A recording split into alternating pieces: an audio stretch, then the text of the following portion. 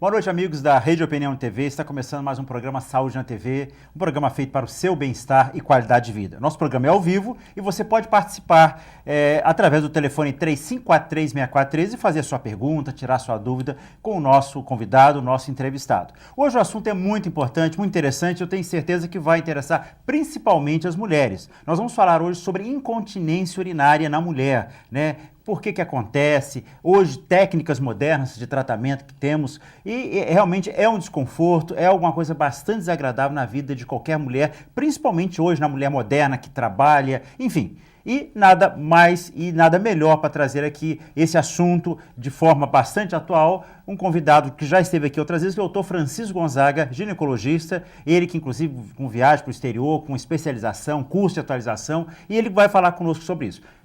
Frank, prazer grande, novamente você está aqui com a gente, mais uma vez. Prazer é meu, muito boa noite a você, boa noite aos telespectadores, o prazer é sempre meu. Então vamos falar sobre a questão da incontinência, da perda urinária, né, Frank? Fala pra gente primeiro como é que acontece, por que acontece isso, inclusive a gente sabe que é mais comum até nas mulheres, né, do que nos homens, embora também tem dos homens, né, mas... A incontinência urinária tem uma série de causas, né?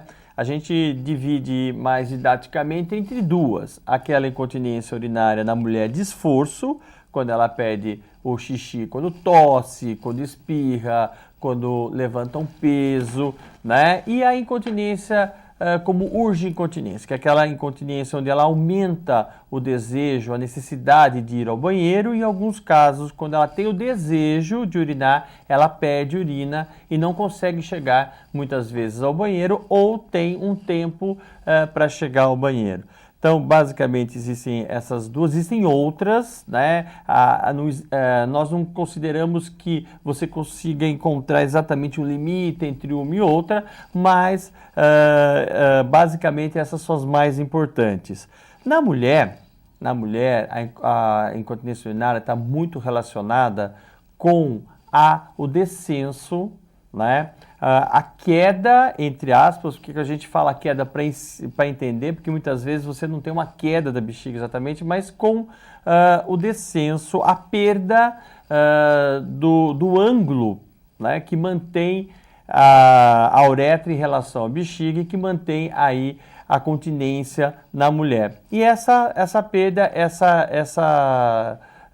pode ocorrer por uma série de razões, muito relacionado com os partos, não necessariamente apenas naquelas pacientes que tiveram partos normais, por isso não é de forma nenhuma uma contraindicação para parto normal. O parto normal continua sendo a melhor forma de parto, mas, no entanto, tem muita relação com as características genéticas daquela mulher, isso é, com a capacidade dos ligamentos, né, dos músculos da pelvis de se manter firmes ou não, porque a partir do momento em que você tem uma ruptura desses músculos, ou durante o parto, ou com o envelhecimento, você pode ter, a partir de então, incontinência urinária.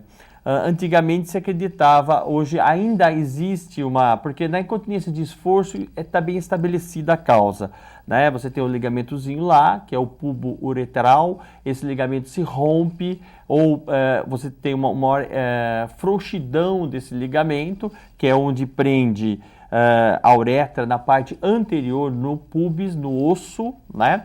Então você tem uma queda, um descenso, esse ligamento se escorrega, permitindo daí, ou melhor, não permitindo a continência, que a mulher consiga segurar a urina, principalmente quando aumenta a pressão intraabdominal, que é quando ela tosse, ela espirra, muitas vezes em casos mais graves, quando ela sobe uma escada, quando pula, quando sorri, impedindo muitas vezes que ela tenha atividades comuns, como, por exemplo, a ginástica, andar, correr, brincar com as crianças. Muitas avós reclamam que não podem pegar os netos no colo, ou aquelas que gostam de dançar, vão dançar e acabam perdendo a urina.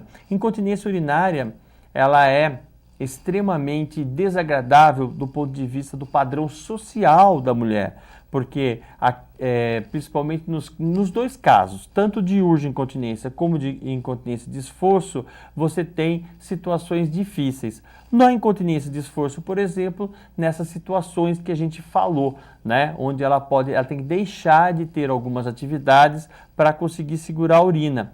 E na urge-incontinência, pior ainda, porque é aquela situação onde ela não consegue ir ao cinema, porque não pode passar 2 horas sem ir ao banheiro, né? Tem dificuldade de fazer uma viagem mais longa, ir num baile, ou ir ao teatro, ou numa reunião com as amigas, porque se sente extremamente constrangida de ter que visitar o banheiro tantas vezes.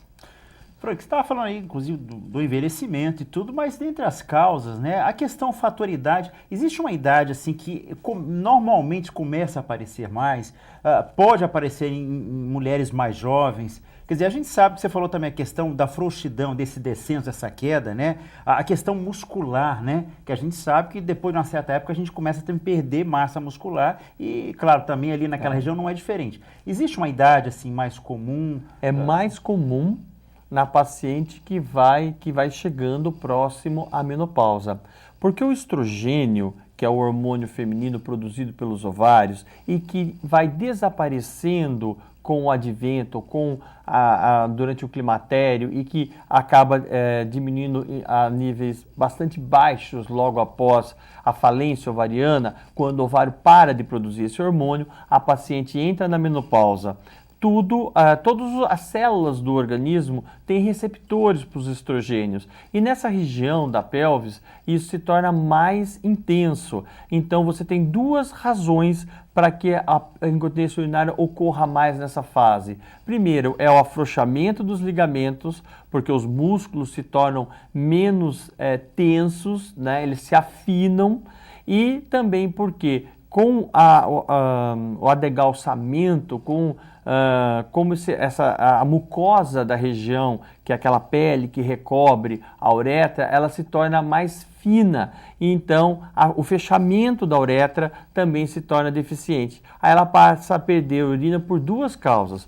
Uma, que é porque os seus ligamentos não seguram mais a região da bexiga adequadamente, e outra, porque a uretra, que é o canalzinho que liga a bexiga à vagina, por onde sai o xixi, ele fica tão fininho que tem dificuldade de fechar. Muitas pacientes climatéricas, a gente sempre gosta de fazer uma avaliação, que é o estudo urodinâmico, aquele exame onde nós vamos ter uma noção se realmente essa paciente perde urina 100% por esforço ou se tem algum outro fator envolvido.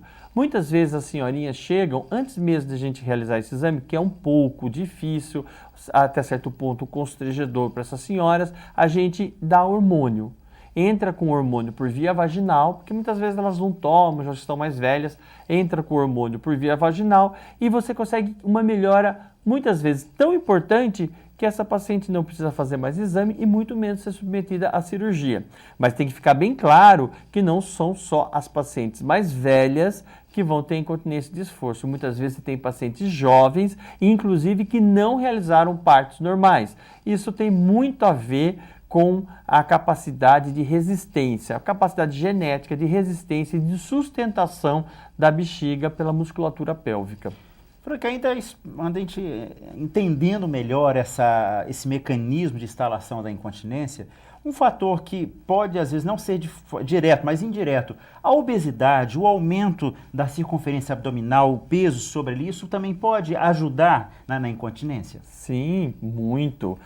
Você sabe que quanto maior o diâmetro do abdômen daquela paciente, maior será a pressão. E esse abdômen, ele muitas vezes é grande não só pelo panículo adiposo, pela gordura que tem externamente, mas normalmente quem é obeso também tem a obesidade visceral, que é a obesidade interna. Então você tem gordura para fora e gordura para dentro do abdômen. Tudo isso aumenta a pressão para cima da bexiga. Tanto que a gestante é comumente uma queixa muito comum da gestante, é a perda urinária, que a gente sempre deixa claro, não, fique tranquila, depois que o neném nascer, a tendência disso melhorar e desaparecer. Porque, por enquanto, mais no final da gestação, além do bebê estar comprimindo a bexiga, aquela pressão facilita, ela empurra a bexiga para baixo, causando uma perda do ângulo correto da uretra, o que faz perder xixi. É o que ocorre com a paciente obesa. Isso é muito comum na obesa também. Então fica aí o alerta que uma das causas indireta, mas que é importante até no tratamento. E falando em tratamento, então a gente já quer começar a falar dos tratamentos. A gente sabe que havia uma cirurgia nos ginecologistas durante muitos anos se fez, que chamava-se perinoplastia, né? Que é uma técnica da Kelly Kennedy, e que hoje a gente sabe que foi abandonada, né? Mas a gente sabe que mesmo com a cirurgia também hoje, que está com resultados muito bons, mas existem alguns casos que ainda a fisioterapia miccional também pode colaborar. Então eu queria que você falasse um pouquinho da cirurgia, da fisioterapia, o tratamento de uma forma geral. Historicamente, o Kelly Kennedy ou perinoplastia foi uma das primeiras cirurgias que apareceram para correção da incontinência urinária. Então, isso liga muito as pacientes ao fato dela ter a bexiga caída. Então, ela vai no consultório e fala assim, doutor, eu perco urina. Você pode ver se eu estou com a bexiga caída? A gente faz o exame ginecológico e não encontra o que nós chamamos de distopias, que é a queda da bexiga para dentro do canal vaginal, podendo até se exteriorizar, né? Então ela vai empurrar o canal vaginal, podendo até sair, né, dessa região do canal vaginal e a gente poder ver a bexiga para fora da vagina. Dependendo da ruptura, principalmente pacientes que tiveram vários partos normais sem assistência, nós temos hoje muitas vozinhas que tiveram os filhos em casa, com parteira. E também a parte do intestino. O intestino também pode ir empurrando a região posterior do canal vaginal da vagina e se exteriorizar. E isso nós chamamos dos defeitos vaginais, que podem ocorrer.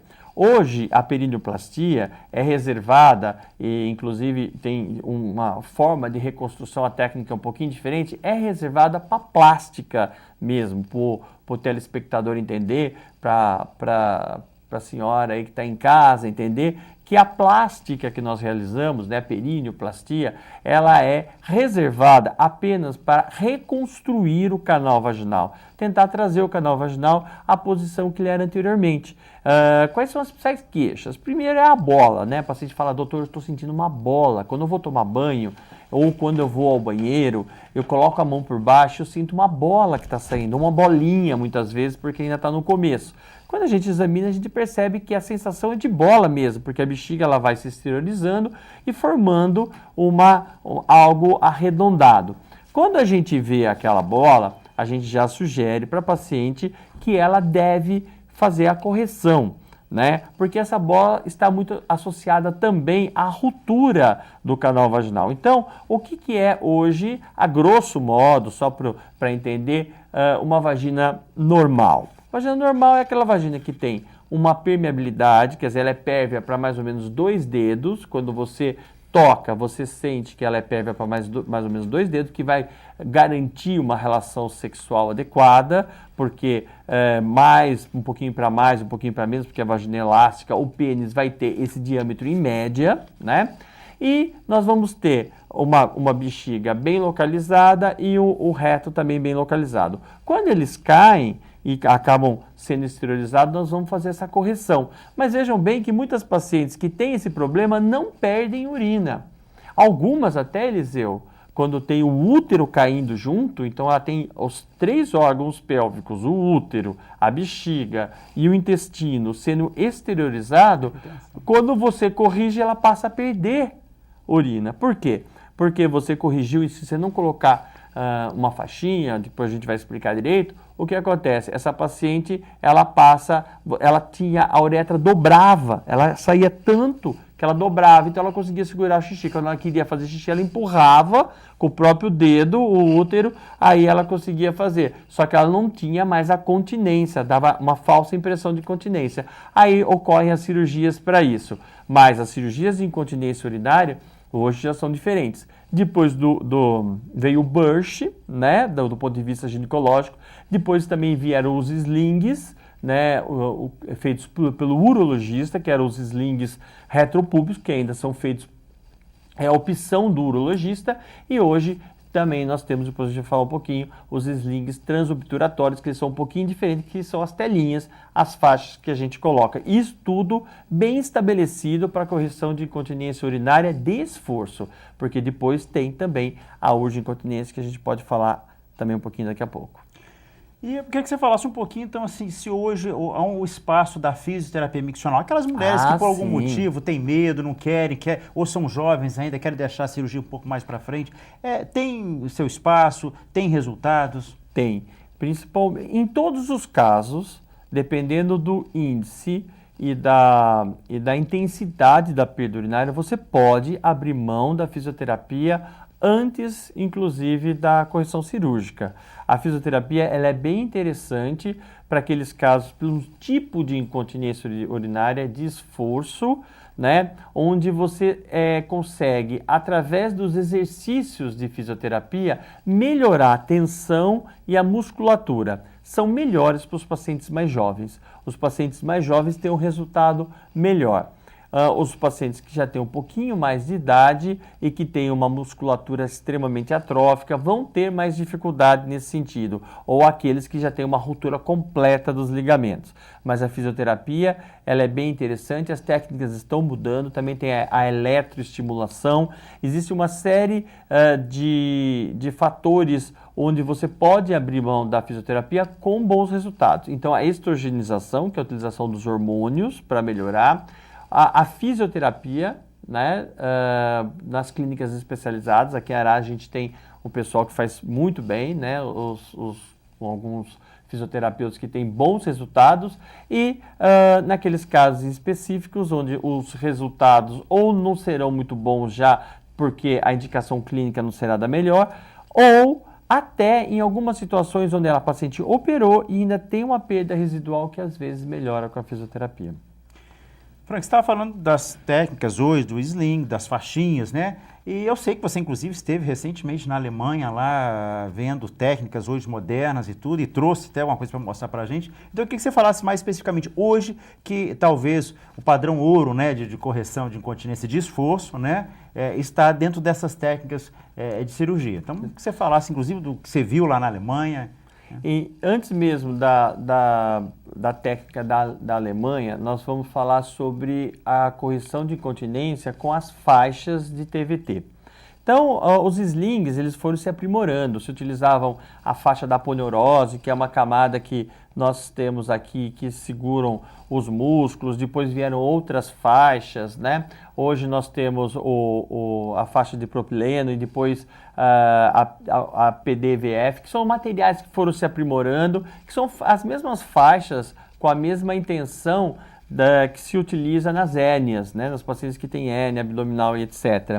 Nós temos uma faixa aqui que eu trouxe, na verdade, essa é a faixa específica para uma cirurgia que eu vou falar daqui a pouco, mas o que é a faixa? A faixa basicamente é isso aqui, né, esse pedacinho. O que nós fazemos nas cirurgias? Nós tentamos trazer de volta, né, o posicionamento sem estresse, que a gente fala que é sem tensão. Né? O que fazia antigamente? A gente puxava com os fios a região da uretra e prendia perto do osso.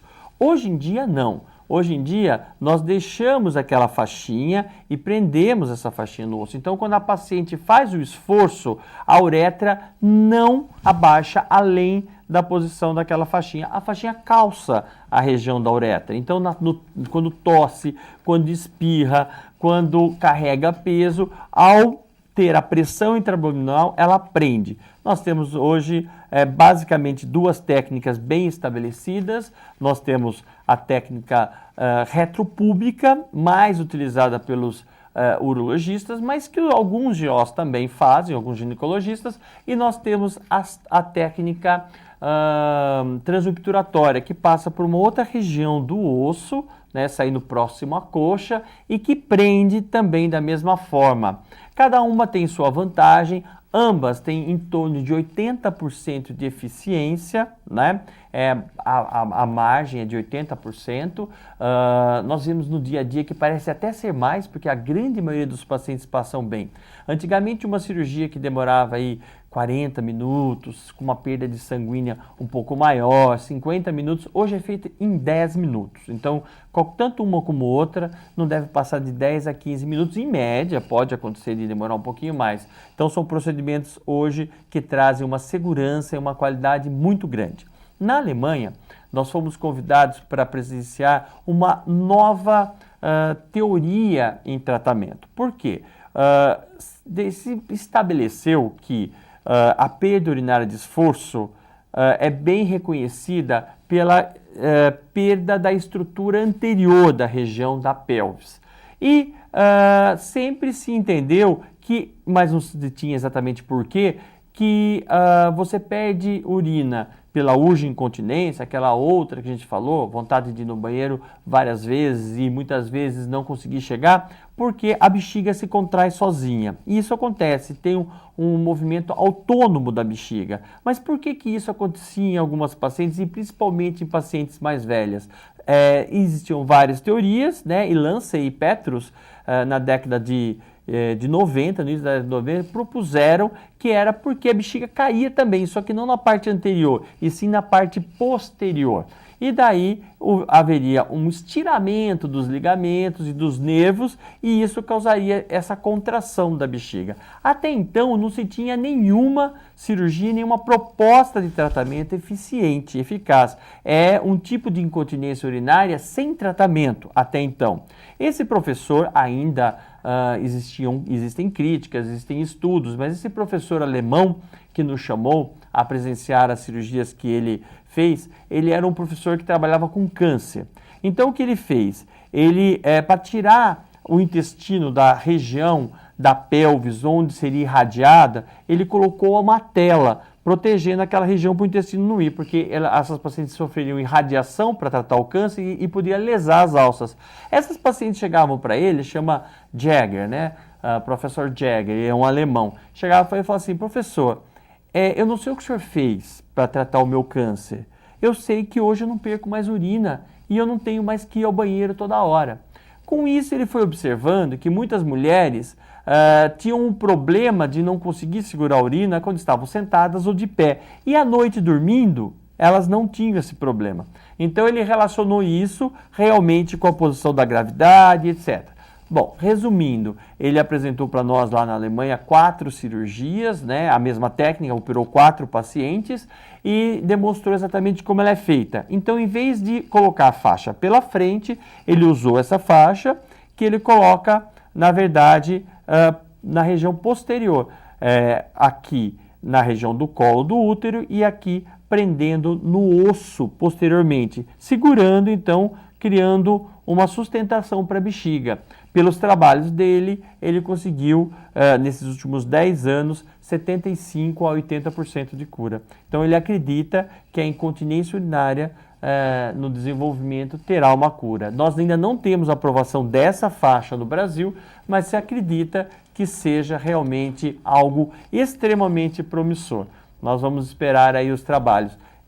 Ele fez um trabalho grande na Alemanha e na África do Sul. E nos chamou, foram 80 médicos de 40 países diferentes, nos chamou para que a gente pudesse difundir isso aí pelo mundo e trazer mais resultados para ele, que é assim que a ciência evolui.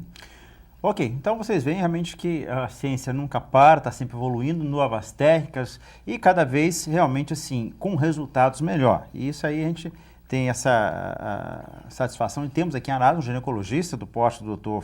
Francisco e que está trazendo novidades para a gente e com muita competência. Então fica essas informações. E eu já chegaram algumas perguntas, eu não quis interromper o andamento da nossa entrevista, né, para entender as causas, o tratamento, mas tem algumas perguntas aqui, Frank. A Márcia do Belvedere. Doutor Frank, a pessoa que faz muito exercício pilates, etc., ajuda a melhorar a incontinência? todo exercício ajuda a melhorar a incontinência. Só o Pilates, se for focado na região pélvica, você terá uma ajuda. Porque o exercício físico nada mais é do que uma fisioterapia. A questão é que a fisioterapia ela é extremamente direcionada e existiram vários estudos que criaram as técnicas de fisioterapia para a região pélvica. Essas pacientes que aprendem a manipular a musculatura pélvica para melhorar a tensão nessa região, muitas vezes continuam fazendo esses exercícios em casa, no trabalho, onde estiver, porque na verdade decorre de uma movimentação, de um treinamento do músculo dessa região. Pilates pode ajudar. Eu vou te dizer assim que não se for direcionado para isso, ele seria melhor. A Vanilda, do Olivia Park. Doutor Francisco, é normal alternar dias de muito xixi, muita urina, e dias de pouca urina, de pouco xixi?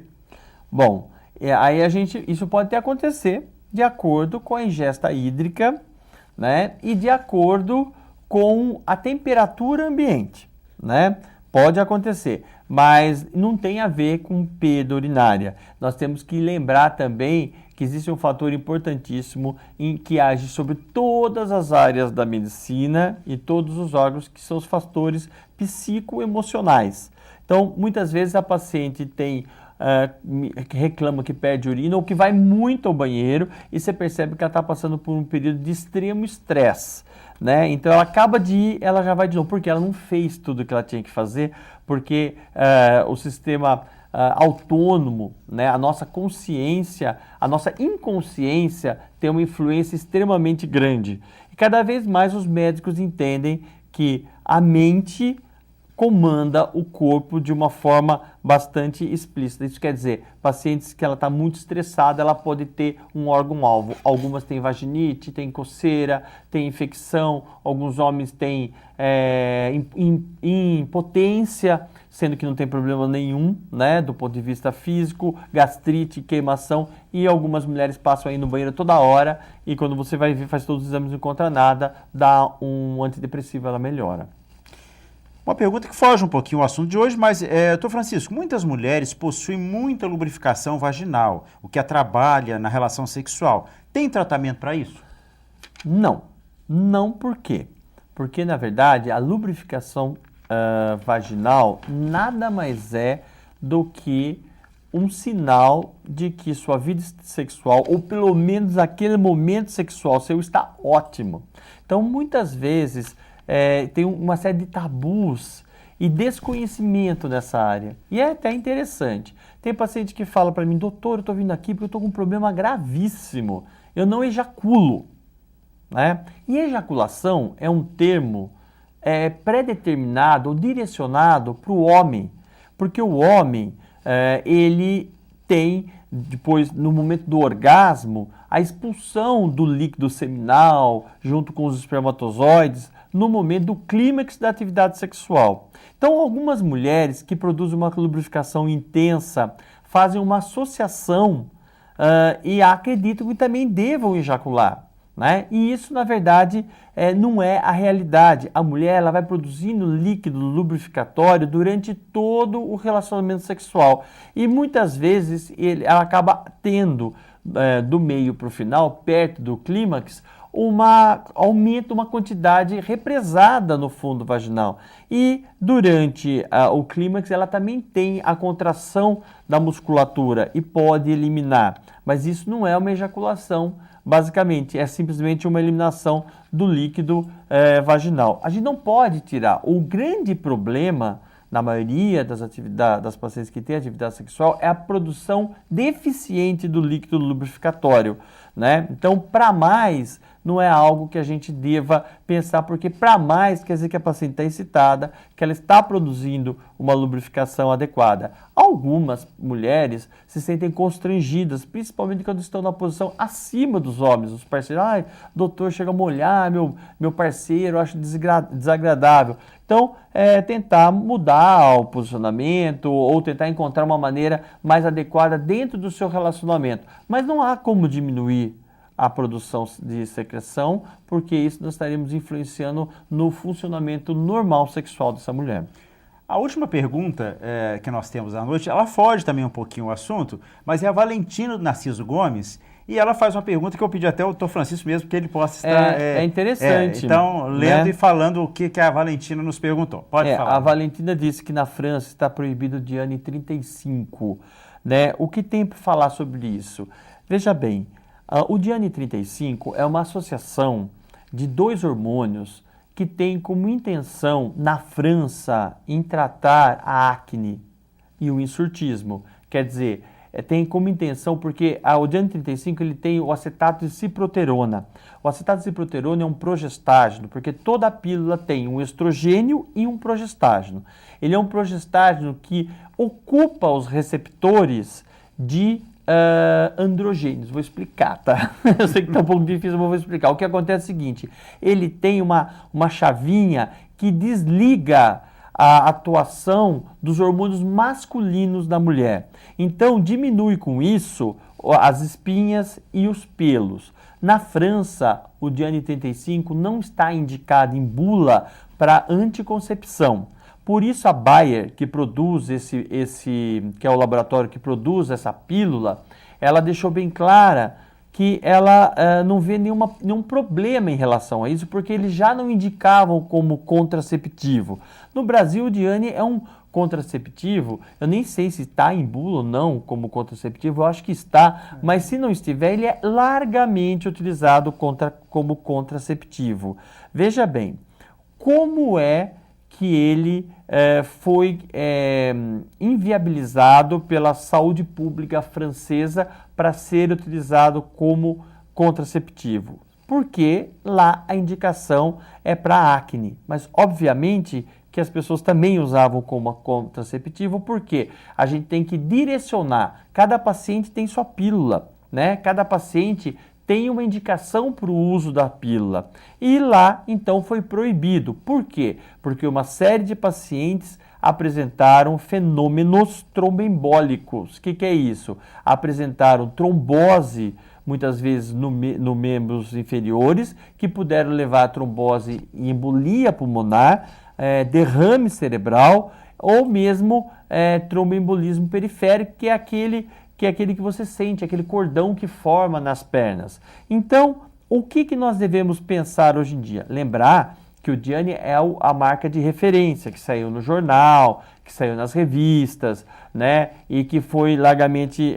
mas existe uma série de outros medicamentos que têm a mesma composição do Diane, que são vendidos no Brasil também como contracepção. O que eu tenho para falar sobre isso agora que eu expliquei, fiz essa introdução? Eu tenho a dizer que aquelas pacientes que usam Diane e que sempre usaram, não deverão ter problemas em relação a isso. Nenhuma pílula anticoncepcional deve ser utilizada por mais do que 5 anos sem uma reavaliação do ginecologista. O que nós fazemos nesses casos? Nós temos que analisar os prós e os contras e o risco e o benefício de se utilizar qualquer medicamento. Veja, todo medicamento tem o seu efeito colateral. Não existe um medicamento específico que vai só ajudar. É muito difícil. Só que muitas vezes os efeitos colaterais são tão reduzidos, os riscos são tão pequenos, que o benefício se torna tão claro que não há nenhuma possibilidade de você não recomendar aquele tratamento, né? Mas não existe tratamento 100% seguro. Cirurgias também não são assim, né? Basta estar vivo para correr riscos. Portanto, o que eu sugiro para as minhas pacientes, se você usa o Diane 35, converse com o seu ginecologista para ver se você tem alguma chance e risco para sofrer algum tipo de fenômeno tromboembólico como esse que eu disse aí, as tromboses. Vamos dizer, minha irmã usa pílula e ela tem muita varize e ela teve um vergão na perna e aquilo lá foi uma trombose. Ou minha mãe morreu de derrame cerebral, de AVC, né, muito jovem, e portanto ela podia ter. Existem exames também que podem avaliar o seu perfil de coagulação.